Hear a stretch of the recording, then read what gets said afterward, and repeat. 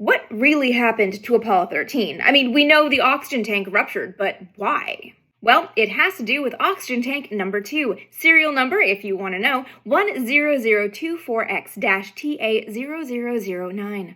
On June 4th, 1968, that oxygen tank was paired with another, mounted in a shelf, and installed in the Service Module 106, which was at the time assigned to Apollo 10. But there was a problem with all of the tanks.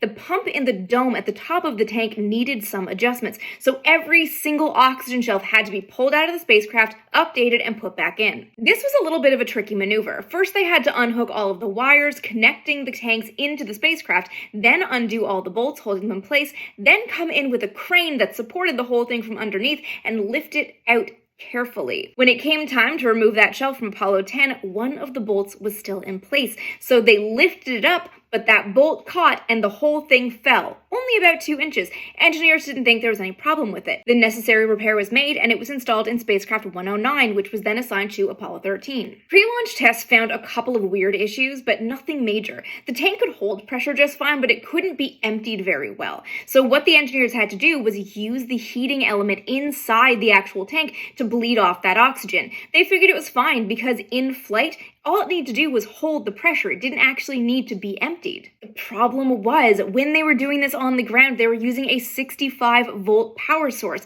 not the 28-volt power source that the crew would have on board the spacecraft. It's likely that running the heaters for hours at a time to get that oxygen out of the tank during those pre-launch tests heated the entire thing up over 1,000 degrees Fahrenheit, which was hot enough to damage the insulation. So when Jack Swigert stirred the tanks, which is a totally normal thing to do to prevent stratification of the super cold liquid oxygen, the electric current traveled up the wire going toward the fan, but arced over a break in the insulation. That arc, in an environment of pressurized supercritical oxygen, had explosive results. And now you know why Apollo 13 couldn't land on the moon.